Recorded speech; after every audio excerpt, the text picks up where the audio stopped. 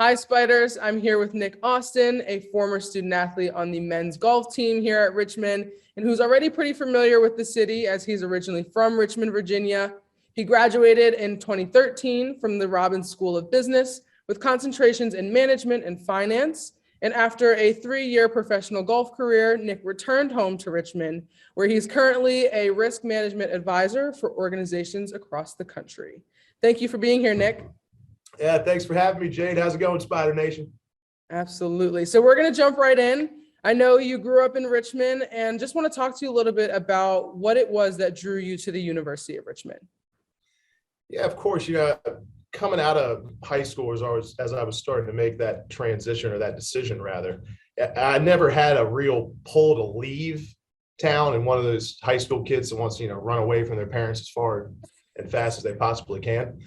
And being close to U of R my whole life, I was only about 10 minutes away from the campus. I was always in love with the community, with the campus, with the people. I had a lot of friends that I had the good pleasure of meeting that are still members of the faculty there today. And I just always kind of had a pull towards U of R. And then really outside of that, being in Richmond my entire life and being an athlete, I had this, desire to stay home and succeed and help build a local program that I had always, respected and admired. So, all those things together just made Richmond a perfect choice for me.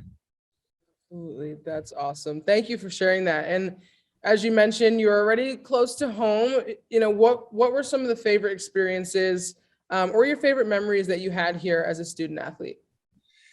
The cool thing about any team or group of people is you take this collection of different people, different personalities, different backgrounds, and you throw them together. And the challenge is, how do you build something that makes that group, that whole, be something bigger than just the individual parts? That's always been the cool thing about a team for me. And you look back, I look back over those 4 years, and yet 5 years after that being a coach, just spending time with people, kids that I didn't know from Adam before you show up at U of R. And you just have to learn and build together. And you go on road trips, you're in the whether you're in a van for 6 hours, you're on plane rides, and just building those relationships. And those are relationships that I'm fortunate enough to still have today, and still have strong ones with all those guys today. Yeah, absolutely. I know that I was a former student athlete here as well. And definitely, those experiences where you can share space with some of your teammates, those are always some of my favorite memories as well. And because you mentioned that, I know a little birdie told me that you had this unique ability to bring people together and build those positive relationships that you were talking about with all kinds of people. And so I'm wondering if you could speak a little bit to that and why you think that's so important. Sure. And I've been blessed to have so many good mentors in my life, and people that early on put me on a very good path and helped me grow on that path. And when you talk about different people, there's just an immense power in diversity and perspective. We're always going to have our own way of doing things, our own way of seeing things. And there might not be anything wrong with that way, but talking to people and learning from people, that's such a huge part of growth. And I've always considered myself a relatively amiable guy. I can talk to people for hours. Back when I was a kid and I was on the golf course, if I was playing with a kid that didn't want to talk to me, I just end up talking to myself just to stay occupied. But as you get older and as you mature, you realize that you can learn so much from everybody around you. And that's, when we talk about diversity, I think a lot of times we miss that. That's really what we're getting after. We're just getting after perspective and being able to have the wherewithal to know that and recognize that in yourself, that, hey, man, this guy or this kid or this person over here, man, they do that differently than I do. Maybe, why is that? Or just being curious, right? So that's always been a passion of mine. It was a passion of my parents. They instilled that in me very young. So I've always kind of had that hunger just to want to get to know other people and how they do things and why they do things that way, just Right. in hopes that, obviously the friendships that I built from that, but B, helping myself grow as an individual. Absolutely. And that's a great point that you make. And you talk about growth. And I know you were a volunteer coach here for a little bit as well, after your time on the roster. What was it like learning how to lead a team, especially with different perspectives that you're bringing in? And, you've got teams full of different people. How in your growth and your growth journey did you do that? Yeah, it was tough early on because the quick nature of the transition. Right. You go from being a senior on that team to being a coach on that team. So your role and your relationships kind of changed really quickly. And again, I always default to a friendly relationship. That's what I do. And I spent a lot of time talking with Coach Decker, because I told him, I said, listen, I don't want to just be up here taking space. I mean, I want to be helpful. And he really helped me work through that of, listen, you can have the same relationships with these kids, but at the end of the day, you have to realize we have a responsibility to them too. So, if there are times when we have to be a little tough on them and we have to, give them a dose of reality, you have to do that. And even though for me, it was very uncomfortable to do that early on, again, because, it's, you're having a leadership role really over your peers. But, the more and more I got comfortable doing it, and, you don't do it in an aggressive way, you do it in a constructive way, but it really helped me learn and grow just as my career's progressed, that, hey, sometimes you have to have tough conversation with people. Sometimes, it's not always going to be sunshine and rainbows. And even if it's, your best friend, your husband, your wife, whoever, you can't be afraid to say, listen, we have to talk, we have to hash this out because something's not working right. Right. And that was huge. That was hugely helpful for me because, I'm tempted to say if I didn't have that experience for that year and a half learning how to do that, I'm not sure I would have ever learned how to do it now. Right. It's like, my questions. You talk a little bit about lessons and, you're a student athlete and you're a volunteer coach. What lessons did you learn in that time frame that has helped you apply them to your current career? And feel free to share, as much as you want about your current career and how, being able to learn some of these lessons got you there. Yeah, sure. I mean, student athletes, I think, are given such a great gift and a great opportunity, being able to learn the things that you need to have as a student athlete to be successful, and being able to apply those across anything you do in life. I mean, Jay, as well as I do, less than 1% of us college athletes are going to make it to the pros.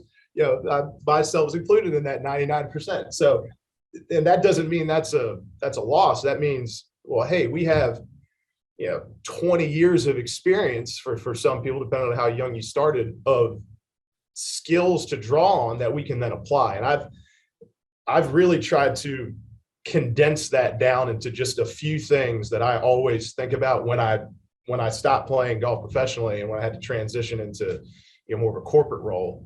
And a lot of these are very cheesy, so I apologize, but they work for me. The first one is attitude drives everything. There's a quote from, I can't remember who it is, but it's whether you think you can or whether you think you can't, you're going to be right. So just showing up every day to everything, just being ready for the challenge, being excited about the challenge, right? Embracing it. That's something I always tried to do when I was competing on the golf course. And that's something I try and do, every day with my job now. The second one, kind of as we talked about, is just, it's teamwork. I think it's easy in life to get a little bit of tunnel vision and, thinking, okay, I got this, right? I mean, and I think a lot of that comes from just the competitiveness that's built in athletes. Like, no, listen, I got this. But being able to take a step back and say, you know what, maybe I could use some help with this. Who's on my team? Who can I talk to? This is something I haven't dealt with before. And maybe instead of trying to take it head on by myself, Right. man, who around me could I talk to that might be able to help guide me through this? So, teamwork, regardless of the role you're in, with my job now, with what I do, I mean, it is a lot of running solo, but I still have a huge team behind me, and I have to take a step back sometimes, say, let me get my team involved on this, because collectively we're gonna come up with a better answer than me by myself. Yeah. And the last one, which I've used my entire life, and I've always been a fan of, is hard work beats talent when talent doesn't work hard. I was never the guy who everybody knew was going to set the world on fire when I was 5 years old. I wasn't blessed with that gift, but that was all right, because I learned that some of these kids that I grew up with from across the country when I was a junior golfer playing golf, and that as that transitioned into collegiately and as that transitioned into professionally, I'll be the first to tell you, yeah, they were more talented than I was, but if I outworked them, I could beat them. Right. So, and that's a great lesson, again, that you could apply in life. It's very rare that you're going to be just the best in the world just because of who you are, right? Out of nowhere. There might be a few people in certain roles like that, but very, very rare. However, if you show up every day, and if you bust your rear end, right, and if you give it 120%, and if you can sit there and say, listen, no one outworks me, you're going to be successful. There's no way around it. So, those three things I try and really embrace every day. I try and impart them into what I do every day. And so far it's been great. I'd say there are challenges, but it's been extremely helpful for me personally. Yeah, absolutely. That's great. And I hear you talk a little bit about hard work, and as student athletes, we know we're wired to give 120% in everything that we do. And so I'm curious, the A10 this month, they're focusing on Black health and wellness. So I'd be interested to know, given you give 120% in everything that you do, what are the things that you do to relax and recharge? It's yep, that's a good question. And I'll be probably the first to tell you, I'm not the best at that. Like, as you said, Jade, I think we're just wired to not stop. But you do have to kind of box things out. And with me, the hardest part when I came out of golf into my role now was, with golf and any sport at a high level, you really don't power down at all. It kind of becomes your life. If you look at guys like a Jordan or a Tiger or a Tom Brady, they're eating, sleeping, breathing what they do, and that's fine, and they still find their own ways to recharge. But for me, it was really taking the way I used to live and the way I used to try and do that same thing to now say, listen, right, I've got to work when I work, and I've got to not when I'm not. So it's simple things. Like I've always been a big fitness guy. So I'm always 5 a.m. and I usually get about an hour and a half, 45-minute workout. And that's just a great way to start the day on a good note for me. But the hardest thing that I've had to start doing, last couple of years is, at 6 o'clock, 6:30, whenever the day ends, I shut it down. It's done, right? I'm gonna go, hang out with my friends, have a beer or two. I might go watch a game at home, read a book, something, do a crossword puzzle, but I'm not checking email. I'm not putting together reports. I'm not doing that. And that was the biggest lesson I learned. And luckily I learned it early on that, just because you go all the time, that might be a good thing, but it's a detriment to yourself in the long run if you don't learn how to shut it down when it's time to shut down. So just being able to kind of take your time and being able to split your life up in ways that, whether it's, when you're working, that's great. But when that stops, be with your family, be with your friends, be with your loved ones, do things that that make you happy, bring you pleasure, bring you joy. And then, rest, repeat, and start over, and just always keep your life in balance as best you can.